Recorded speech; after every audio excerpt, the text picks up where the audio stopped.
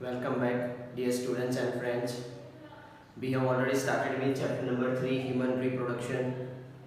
Until now, we have finished structure of male reproductive system, structure of female reproductive system, and we have also seen the differences between the male and female reproductive system. We have also finished with a gametogenesis in male, that is called as spermatogenesis.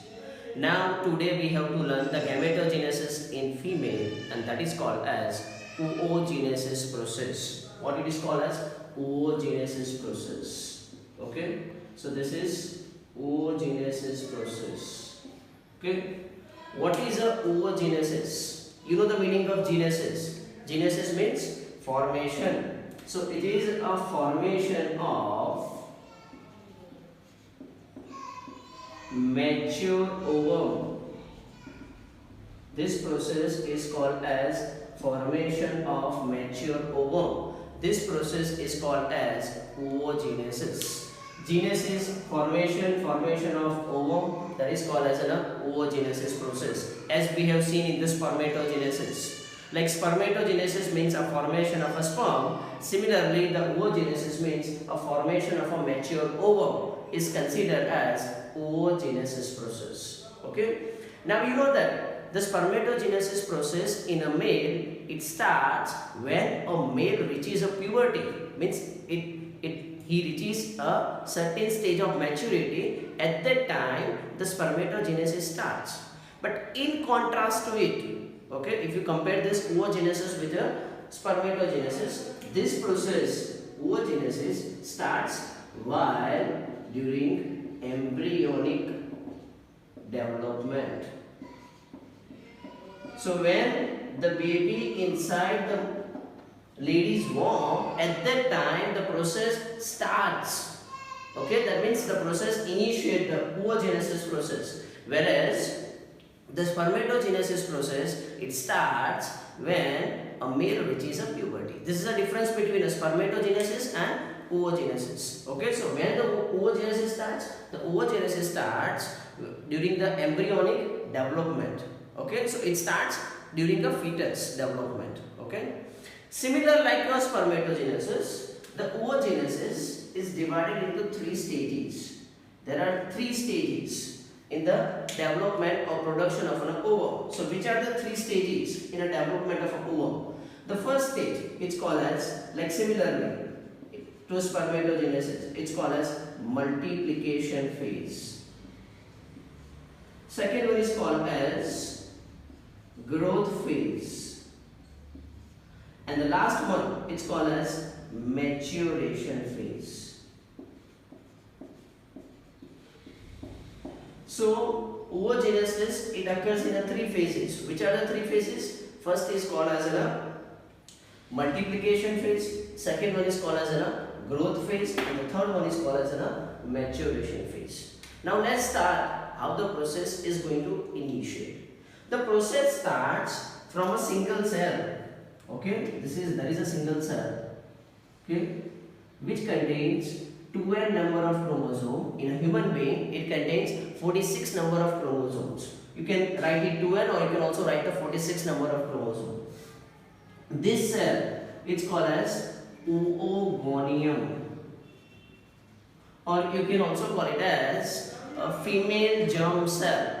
Okay, so the female germ lining that contains a specialized cell, that is called as an oogonium. From this, the process starts. I have already told you when the process starts. The process starts during the embryonic development.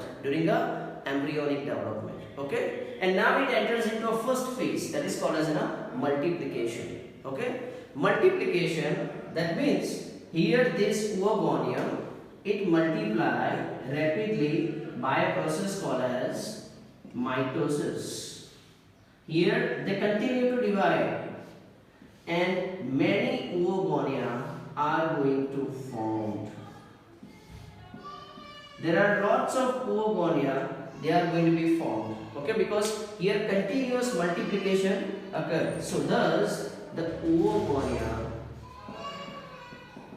are formed, and this is called as, or this phase is called as, this It is called as multiplication phase.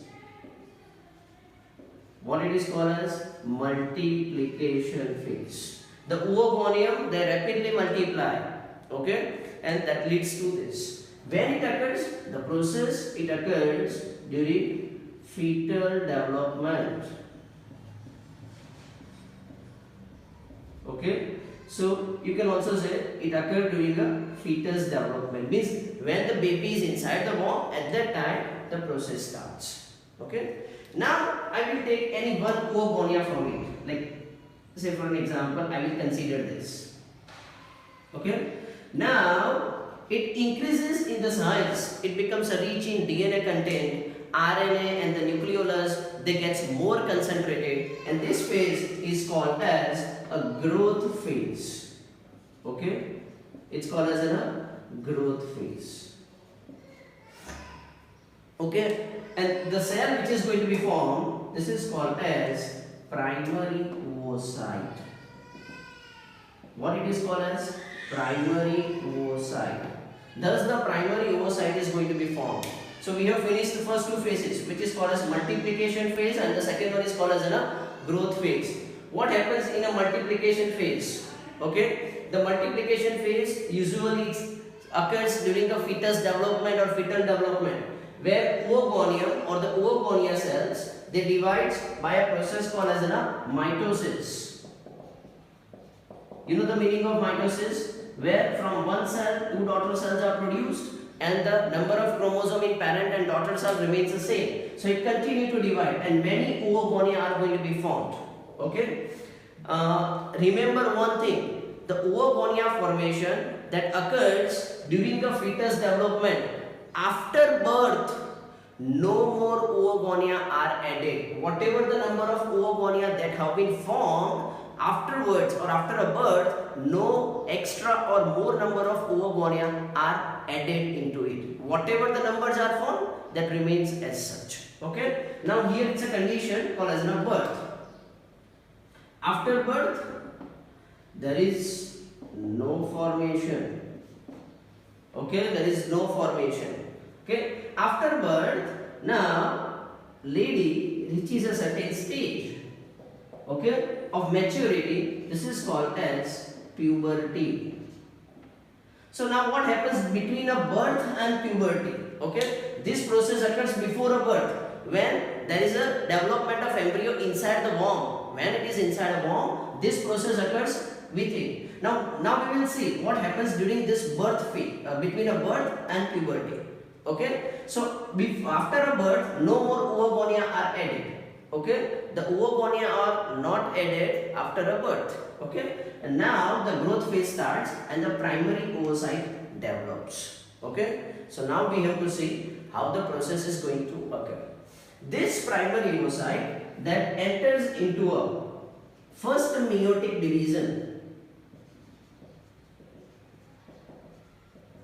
meiosis 1, okay, and it gets arrested into a prophase 1 of meiosis 1. It gets arrested, temporarily gets arrested, okay, in the prophase 1 of meiosis 1. Okay, any doubt?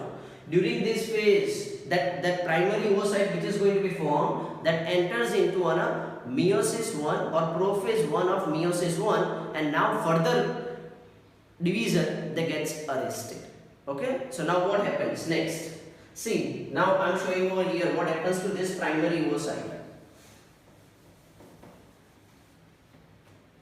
We are discussing this process, what we call it as oogenesis.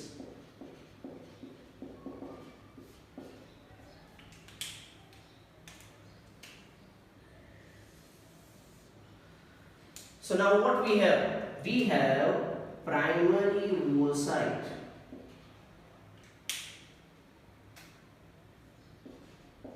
This is primary oocyte.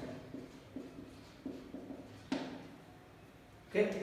Now between a birth and puberty, what happens to this primary oocyte and what kind of the changes that occurs in it, that I am showing over here, so you can easily understand. Now this primary oocyte, that is going to be surrounded by, this is primary oocyte, that is going to be surrounded by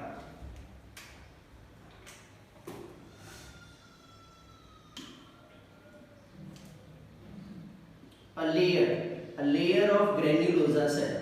Remember, this is the primary oocyte that is surrounded by the layer of granulosa cells. Okay, this is the granulosa layer. Okay, and that is surrounded to what? This is called as primary oocyte. This is primary oocyte.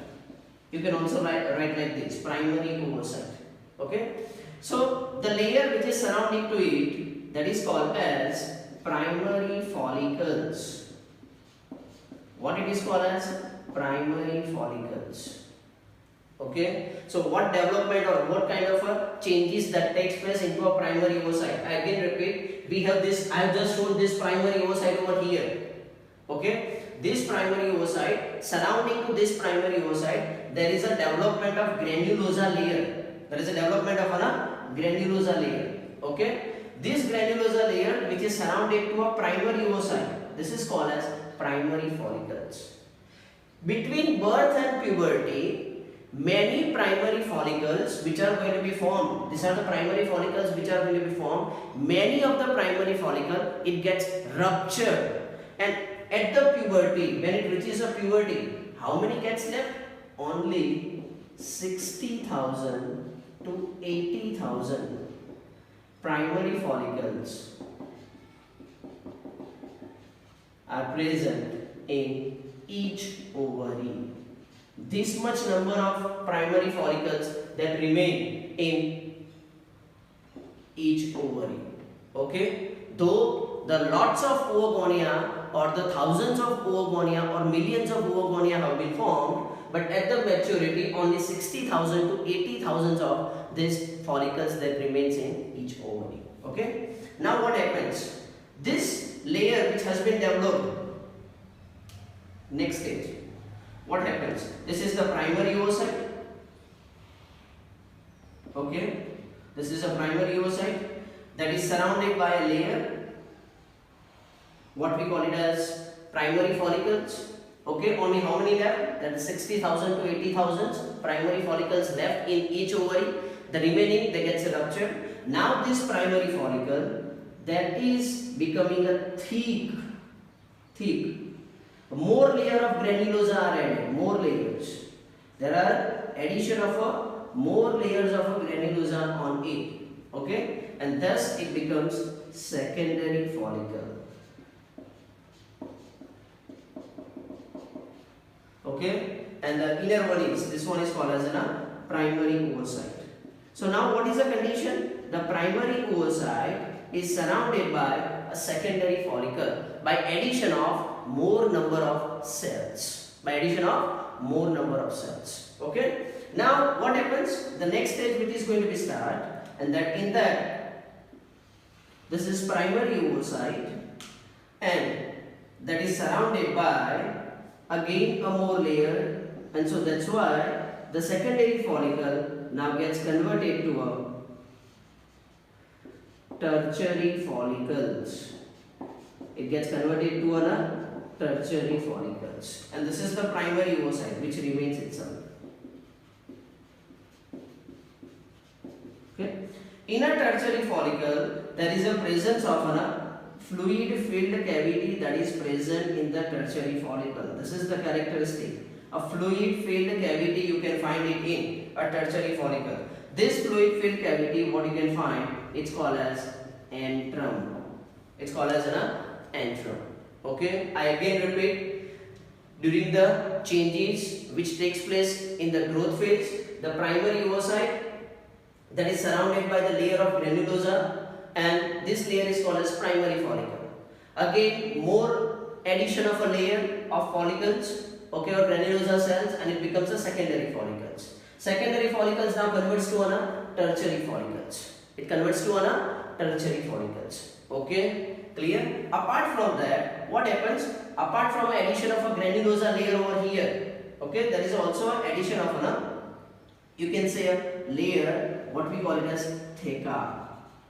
This is the theca which is going to be added, and then organize this theca into two parts. internal theca and external theca. Internal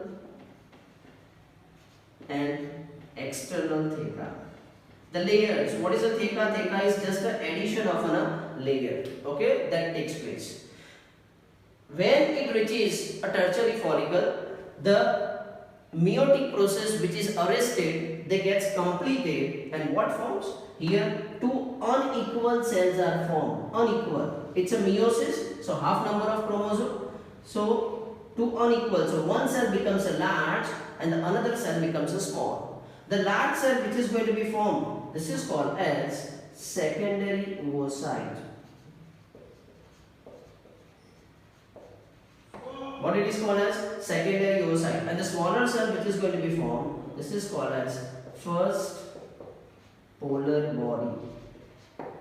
Okay, this is called as first polar body. Okay, so after formation of a tertiary follicle, this is a tertiary follicle, the meiotic, first meiotic division, meiosis 1, it gets over and it forms two cells, one large cell and one small cell. The large cell is called as secondary oocyte and the smaller one is called as first polar body. The content of this primary oocyte, most of the contents of this primary oocyte like cytoplasm and the other thing, DNA, that remains with the secondary oocyte. Only the small portion of primary oocyte that goes with the first polar body. Okay. Now in this secondary oocyte, what happens? After this tertiary follicle, there is a formation of tertiary follicle. Now this tertiary follicle, that's converted to a Graafian follicle, or it can also be called as mature follicle. Okay, and there is a development of one more layer surrounding to it, the layer which is going to be formed surrounding to a secondary oocyte, right over here. The layer which is going to be formed surrounding to a secondary oocyte, the new layer which is going to be formed, that is called as zona pellucida. What it is called as zona pellucida. The layer, one more layer which is going to be formed surrounding a secondary oocyte. Okay, this is called as zona pellucida. Now this secondary oocyte, okay, that is released by rupture of this Graafian follicle. Graafian follicle gets ruptured, break. So the secondary oocyte which is present in it, that gets break. Okay, now here it's a tertiary follicle. Tertiary follicle converts to a Graafian follicle. During this time, the primary oocyte converts to a secondary oocyte. Now when the Graafian follicle ruptures, the secondary oocyte which is present in it also gets breakdown.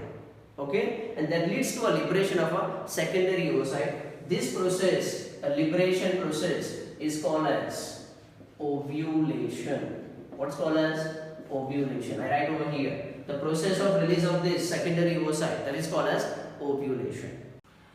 So now there are two possibilities. Either this secondary oocyte gets fertilized or this secondary oocyte doesn't get fertilized.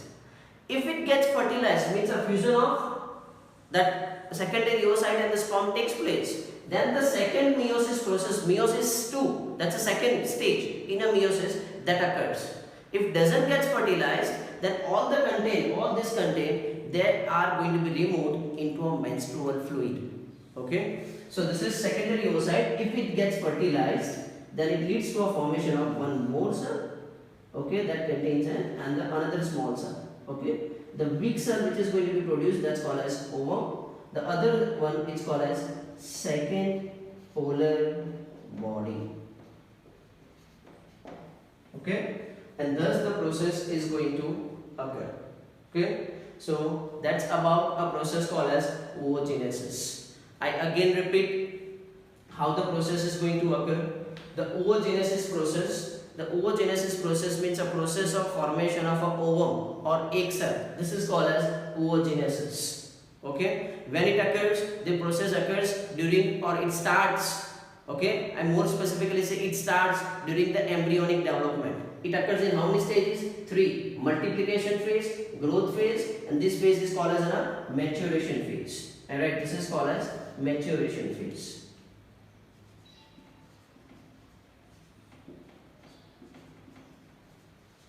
This multiplication phase it occurs before birth. Before birth this process starts. Means when the baby is developing in the womb, the process is already finished. Okay, in that the oogonia, they multiply by mitosis process, and many oogonia are formed. Multiple, I think millions of oogonia are going to be formed. Okay, and the process occurs during the fetal development. Once a birth, after birth, no more oogonia are added. Okay, then there is a phase start, what we call it as growth phase. In a growth phase, the cell becomes larger in size, and all the content are more concentrated. Like cytoplasm, DNA, RNA, nucleolus, they all becomes more concentrated, and this is called as primary oocyte. Okay. After the birth, no more oogonia are added. Now, what happens to this primary oocyte? This primary oocyte that enters into a prophase 1 of meiosis 1, and its growth is further arrested, or maturation process is arrested. During that, certain changes takes place. Primary oocyte that is surrounded by a layer of granulosa, and that is called as primary follicle. Now to this primary follicle, more layers are added, and it converts to a secondary follicle. Okay, more layer of granulosa. Along with that, there is also addition of one more theca. Okay, now this secondary follicle converts to a tertiary follicle. How would you identify a tertiary follicle? The tertiary follicle has a fluid filled cavity, what we call it as antrum. And that theca layer which is already added during this stage, they are organized into internal theca and external theca. Okay. Now this tertiary follicle, it converts to a Graafian follicle. Okay. When it is converting tertiary follicle to a Graafian follicle, the primary oocyte which is present in it completes its first meiosis. Those which is arrested, it completes it, and it forms two cells. One large cell, the another one is small cell. The large cell is called as secondary oocyte, and that is surrounded by a layer called as zona pellucida. And the small cell that is formed, this is called as first polar body. Now there are two possibilities to this secondary oocyte: either fertilized or doesn't fertilized. If it fertilized, then ovum is produced, and if it is not fertilized, all the content gets ruptured, and they are going to be discharged along with a menstrual fluid. So this process is called as oogenesis. So students, learn it properly. It's very important, okay, towards the examination point of view. Okay, keep learning, keep watching. Thank you for watching. Like and subscribe this channel. Okay, thank you once again.